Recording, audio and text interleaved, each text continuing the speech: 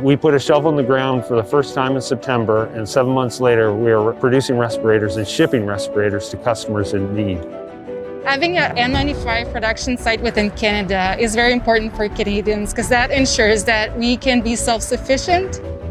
Every respirator that goes on one of those trailers is the highest performance respirator we could possibly give our customers.